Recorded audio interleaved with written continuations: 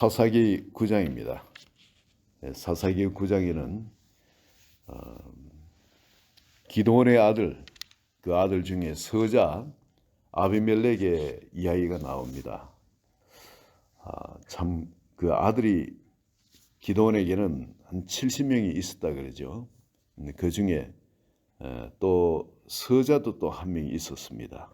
그런데 이 서자가 자라면서 아마 그 열등감이 좀 많았던 것 같아요.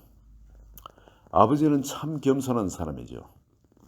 근데 그 아버지를 따라가지고 이 살아남은 막내 아들 요담도 보면은 참 이 진리를 제대로 알고 있는 사람입니다. 그래서 자기 형들을 전부 다 아비멜렉이 서자의 아들인 아비멜렉이 다 죽이고 그리고 자기 스스로 세겜 사람을 빼고를 해가지고 왕이 되었는데, 그런데 그 이야기를 듣고 요담이 가서 거리심산에서 이들에게 저주를 퍼붓습니다. 반드시 이 하나님이 기뻐하신 일인 모르지만 그렇지 않으면은 이 일로 인해서 그런 하나님의 저주가 임할 것이라고 저주를 퍼붓는데, 그리고 도망을 칩니다. 이 요담이 이야기한 것 중에 보면 비유로 감람나무나 무화과나무, 포도나무, 가시나무를 비유로 들었죠. 근데 그 감람나무에 가서 너는 와서 우리 왕이 되라. 그런데 감람나무는 나의 기름은 하나님과 사람을 영화롭게 하나니, 그리 내가 받은 분깃이 있는데 내가 받은 소명을 버리고 어찌 그런 왕이 되겠냐? 다른 나무들 위에 왕이 되겠냐? 그건 아니다.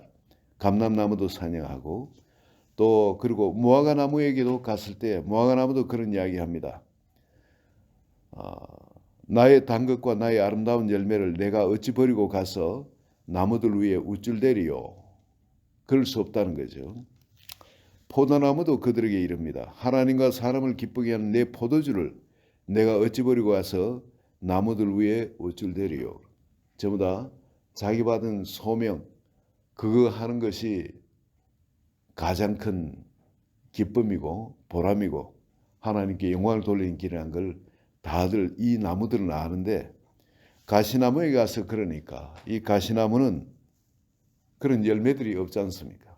감람나무 같은 열매도 없고 무화과 같은 나무도 열매 없고 포도나무 같은 열매도 없고 그냥 찌르는 가시밖에 없는데, 이 가시나무가 나무들에게 이르되 만일 너희가 참으로 내게 기름을 부어 너희 위에 왕으로 삼겠거든 와서 내 건네를 피하라. 그리하지 아니하면 불이 가시나무에 나와서 레바논의 백향목을 살 것이라. 그러면서 이 가시나무는 태생이 남을 찌르는 것, 상처를 주는 것이 이게 그 가시나무입니다.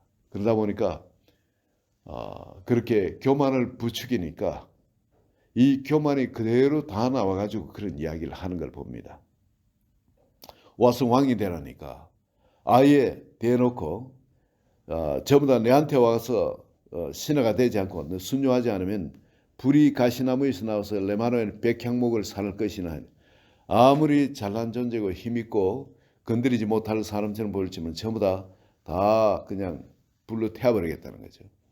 이 교만이 그걸 치닫도록 나타나는, 이거를 아비멜렉을 비유해가지고 그런 이야기를 합니다. 그 아버지는 참 겸손한 사람이죠. 에브라임 지파가 와가지고 이 기드온이 그들을 살문나하고 그 미디안 왕들을 격파했을 때, 그리고 그걸 쫓아가는 중에 에브라임 지파가 내려와서 같이 좀 도웁니다. 도우고는 왜 우리한테 일찍 청하지 않았냐 그러면서 교만을 떨고 시비를 겁니다.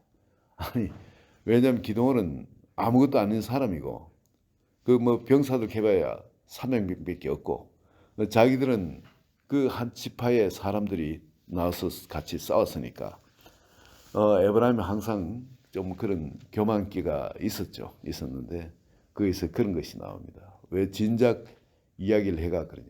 진작할 때 아무도 나보다 안 했던 사람들인데 나중에 전투에 이기는 걸 보고 자기들도 와서 숟가락 같이 얹어놓고는 실컷 먹고는 이제 오히려 기도원한테 그런 이야기를 합니다. 근데 그 기도원이 목표를 분명하죠. 자기는 형제들하고 싸우는 것이 아니고 목표는 지금 이 미디안의 왕들을 쫓아가지고 그들을 세바와 살문나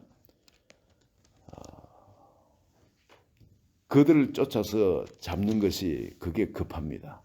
그러니까 그 에브라임 사람들한테 우리 첫물이 당신들 끝물 포도보다가 못하지 않냐. 당신들 끝물 포도라도 우리보다 낫다는 겁니다. 그러니 당신들 중에 가장 못난 사람도 우리보다 낫지 않냐.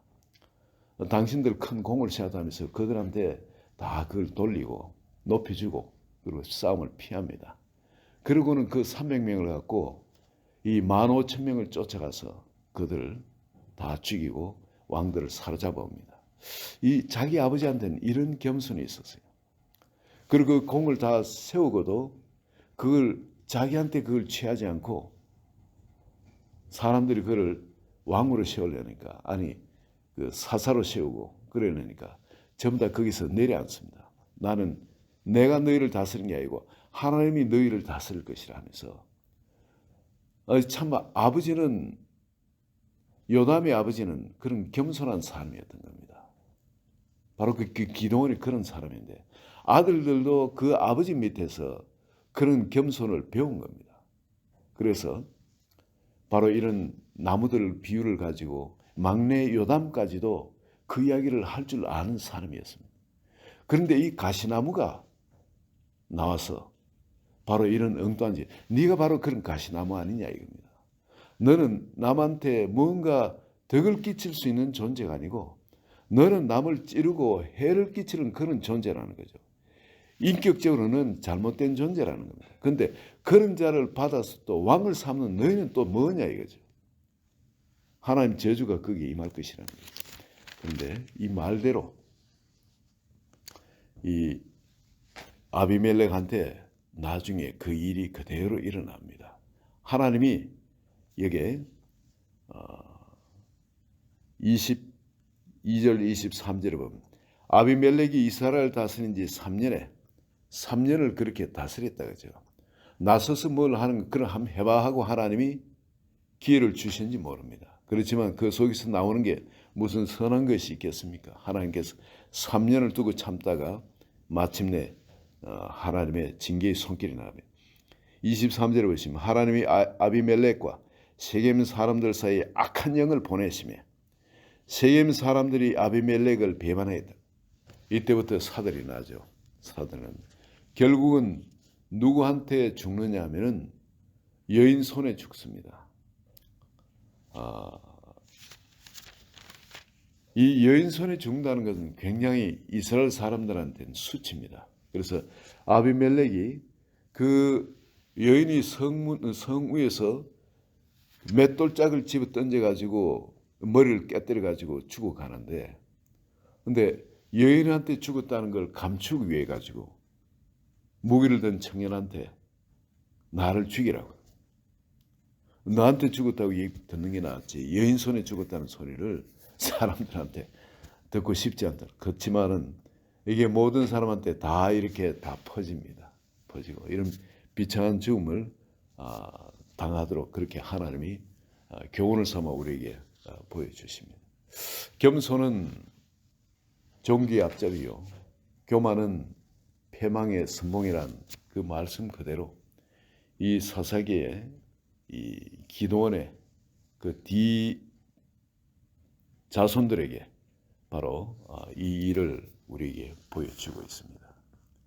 하나님께서 참 항상 이스라엘을 다스릴 때 전적으로 하나님의 손에 놔두면은 하나님이 그들을 이래 다스린 걸 봅니다. 우리가 한 일은 각자가 하나님을 바로 내 속에 모시고 하나님의 공의와 도를 이래 행할 때에 그때 하나님께서는 그 땅을 축복하시고 하나님이 직접 왕이 되어서 그 땅을 다스리는 걸 봅니다. 그런데 하나님이 왕이 되지 못하고 내가 왕이 되겠다고 나서면은 바로 이렇게 처참한 삶을 맞이한다는 거예요. 오늘 우리 각자의 삶은 어떻게 보면 이 사사기 때의 그 삶처럼 우리 한 사람 한 사람이 하나님을 왕으로 삼고 그 하나님을 경외하면서 그 도를 행하며 그렇게 서로 사랑하며 그렇게 살아갈 때 이스라엘 가운데 하나님이 왕이 되어서 직접 다스리며 축복하시는 거예요. 그러나 만약에 누구라도 내가 나의 왕이 되고자 할 때 나에게 주신 하나님의 분깃들이 있습니다.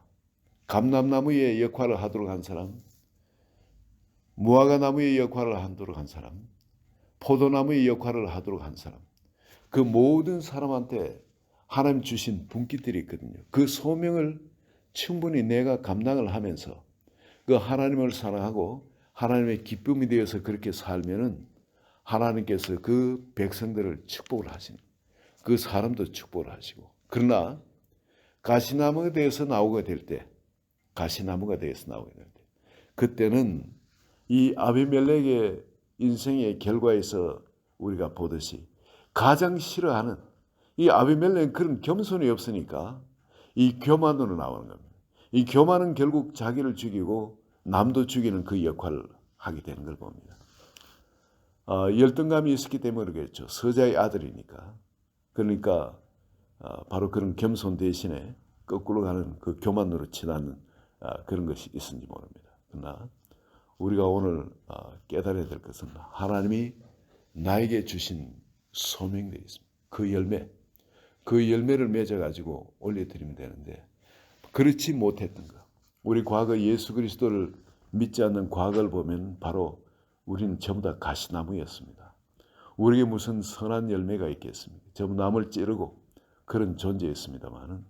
근데 감사하게도 하나님은 언약궤를 만들고 성전에서는 널빤히 듣는 모든 것을 뭐를 가지고 만듭니까? 떡상을 만들고 그리고 분향단을 만들고 할 때 전부 다 이 가시나무를 베어가지고 그 가시나무를 다듬어가 금으로 앞뒤를 다 입혀가지고 그래서 성수의 귀한 떡상이든지 분향단이든지 여러분 그리고 그 안에 언약궤든지 좌우에 그 널빤이든지 모든 거 다 이 가시나무를 사용하는 이게 하나님의 은혜입니다. 이 복음에 예수 그리스도를 주로 삼아가지고 이 이스라엘 백성이 그 약속의 땅에서 그렇게 삶을 살듯이 우리 그리스도인들은 이런 죄인으로서 그냥 영원한 영벌 가운데 처한 우리를 하나님이 구원해 주시가 이 가시나무를 금으로 정금 같은 그 은혜로 입혀가지고 변치 않는 하나님의 진리에 그 은혜로 입혀가지고 하나님의 은혜를 섬겨서 우리 각자가 하나님을 이제 왕으로 삼고 산 가운데 열매를 맺도록 우리 각자에게 소명을 주신 겁니다. 여기서 참 기도원이 그랬던 것처럼 이제 각자 하나님의 음성을 듣고 그리고 하나님 왕으로 삼아가지고 그렇게 살게 될 때 하나님은 우리 가운데 왕으로서 마음껏 그분이 행하실 일을 행하시며 또 이 우리를 한 사람 한 사람을 진리 가운데로 더 풍성한 열매 가운데로 또 인도하시고 또 축복하시며 하나님의 영광을 우리 가운데 마음껏 드러낼 줄 믿습니다. 오늘 이 아침에도